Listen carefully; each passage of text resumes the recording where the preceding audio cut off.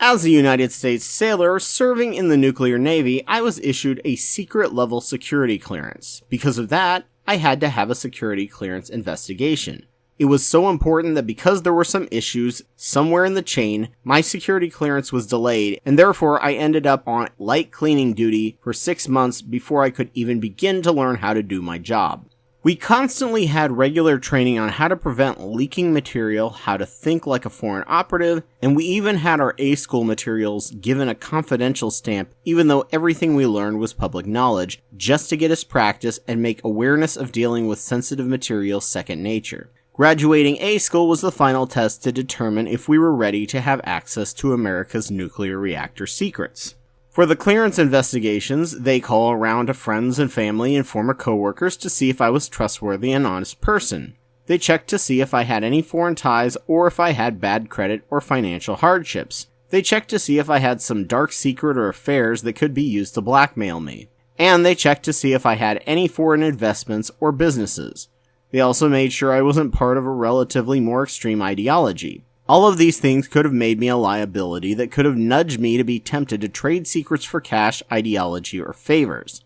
There is another more difficult way to get access to secret information, and that is to get elected, because the people decided that you were trustworthy. For a congressperson, it's all need to know based on what committees you're on. However, your staff must also have passed security clearance investigations. Judges are required to pass a security check before they get confirmed to a certain level of benches. However, the president has a specific privilege, and that being he can make anything declassified at a whim. This means that you assume without evidence that the president upholds his duty and follows security clearance guidelines. However, this president has not done that, and has given top secret information to staff that never passed a security inquiry, appointed and pressured clearances for staff that never could ever pass a security investigation, and leaked very secret information to foreign governments. If you have never had a security clearance, none of this may sound all that bad, but if you have ever had any access to any form of government secrets, this should alarm you daily with his behaviors. Here are the 8 issues that will prevent you from getting a security clearance, and how Trump is abusing the security clearance system that hurts Americans and the troops on a daily basis. Special note, foreign family ties. If you have ties to foreign countries, you will be much more heavily scrutinized in terms of security.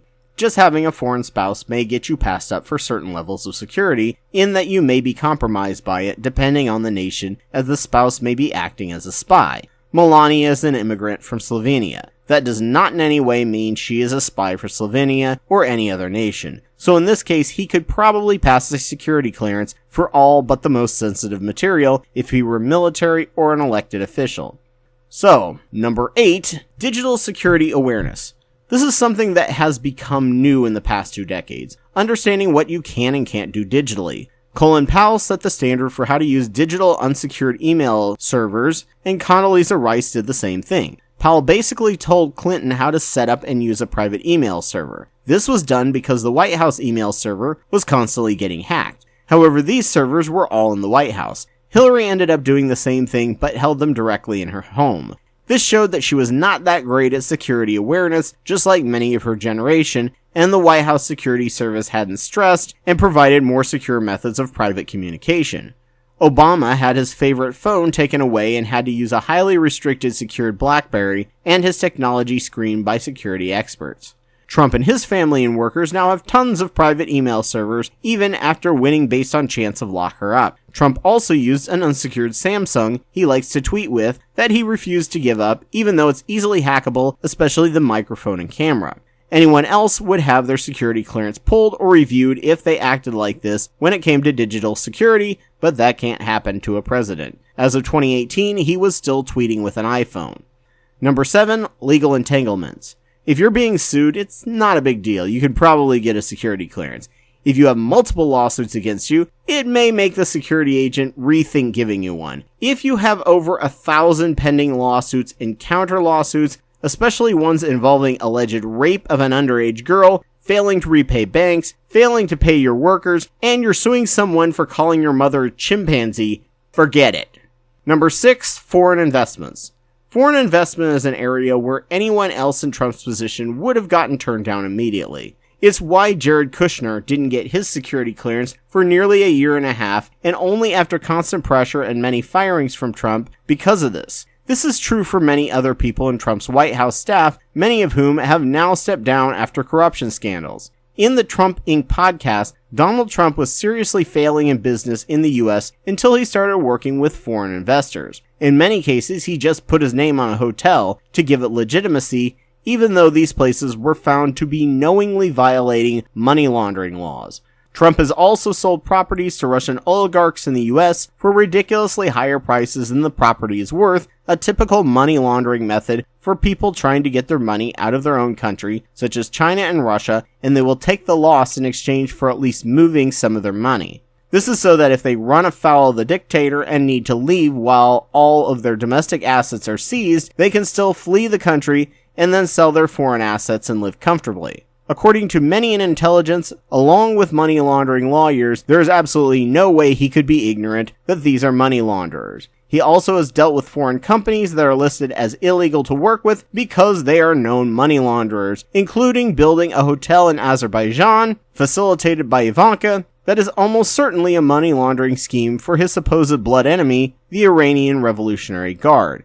Deutsche Bank and Alpha Bank, both Russian-backed banks, are also under extreme scrutiny at the moment for lending him tons of money for no real listed reason, even when he refused to pay them back for millions in earlier loans.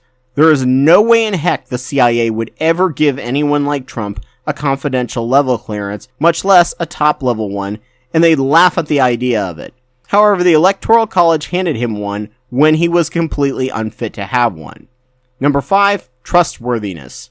Trump lies. Yeah, I know. All politicians lie. Although most fact checkers tend to show that it's more that they accidentally have their facts wrong or use spin or sophism than actually blatant lying. Trump lies more than any other president in US history and does it pathologically. He passes some lies off as a joke to see if they float well in a crowd. If they bomb, it's just a joke. If they do, well, he will repeat it no matter how many times he's corrected. He makes up facts all the time.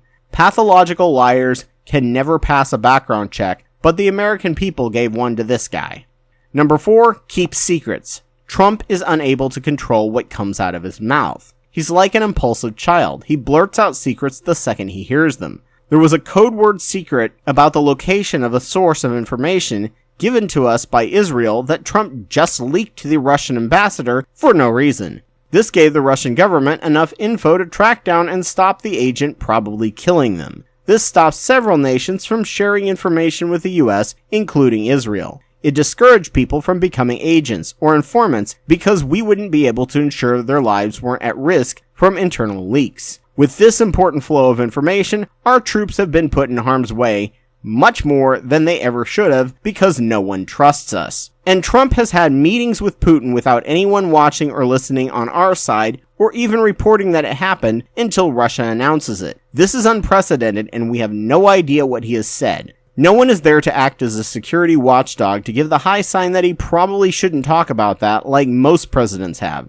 No one records or transcribes the conversation, which would have been a complete scandal had any other president done that before. In other words, it was really nice having national secrets that Russia didn't know about before Trump came along. I am all for transparency as much as possible, but if a foreign nation knows it, I want that to be because it's public knowledge for the entire nation. What I do not want is an aggressor nation, which is home to the Internet Research Council, to have exclusive classified information. The agency which attacked and breached our election system in all 50 states, trying to purge voters from the rolls and cause general mayhem while pretending to be American citizens on social media. They even sent agents to America to take pictures of average Americans so they couldn't have reverse Google image searches done. They also made $1 million in profit from Google and Facebook click for cash system, which made America dumber and less informed. As I was writing this, I had written that Trump may have learned not to share secrets that easily over time, but there is no way to know what he is saying to heads of state in private because we have no records or transcripts. Then he posted top secret photos of an Iranian base, and we didn't even share with our closest allied nations. He apparently also gave surveillance footage to Turkey that was used to slaughter Kurds much more efficiently. He can't keep secrets, yet got mad at the leaks in the White House in the early days of his presidency. Number 3, extreme ideology. Hate groups are not given security clearances. End of discussion. Any ties to groups associated with violence, even if it's just family members, can get you rejected from security clearances. There is potential evidence that Fred Trump, Donald Trump's father, may have had ties or even been a member of the Ku Klux Klan. Donald has done a great job of dog whistling without directly sympathizing with hate groups by constantly feigning ignorance. His parents' ties would have made the CIA think twice and perhaps even deny him a top clearance, requiring much more scrutiny to see if he has since left the ideology behind sufficiently. His calls for violence against protesters at his rally mirrored the speeches of the 1920s America First fascist movement in the silver shirts, even using the America First slogan. A minority of voters decided he was just the right amount of racism that they could agree with. Number 2, following lawful orders. Following lawful orders to the letter and intent is essential to being someone with a security clearance. They need to know that you're taking the information deadly seriously. In the Navy, cryptographers have to go through a special camp where they have to undergo stimulated stress and see if they crack. If you knowingly shred documents that the court distinctly told you to save instead of carefully keeping and organizing the required documents, that is directly disobeying a lawful order. Stalling the courts with false claim after false claim and openly flouting court orders to turn in documents is what happened in the Trump housing discrimination trial, and he refused to treat the government like they had any authority over him. If you can't follow orders, you can't get a security clearance. Now he gives the orders because he was able to dupe enough people into voting for him. Number 1, infidelity and compromise. This is a big issue that will ensure you can't get a security clearance, and what Robert Mueller all but verified in his hearings that Russia had dirt on Trump. His foreign and shady investments, his top election staff, who are unregistered agents of foreign nations, and his years of philandering and cheating on his wives. With that kind of pattern of behavior, any worry about being caught and exposed for cheating could easily make you susceptible to blackmail. Compromat is used by nations to coerce you into spying or doing illegal activities for them. Trump has so many skeletons in his closet constantly being turned up, there is no way to know what kind of compromat other nations have. His ties to Jeffrey Epstein also hasn't helped. So in closing, there is no way in any universe the US government would ever consider giving Donald Trump and many around him a security clearance, and daily he is hurting us and our troops by having the highest security clearance. As I write this, our nation has less and less secrets that dictatorial foreign nations don't know all about because we have a president who not only couldn't pass a security clearance, but treats sensitive information like juicy gossip he just can't wait to spill, endangering our nation, our troops, our allies, our safety, and our democracy. A big thank you goes out to Elias Garcia Guevara and Joe Taylor, who sponsor the show at $10 a month at the Wapawet level on Patreon. Please consider donating as well if you can, and thank you all for listening.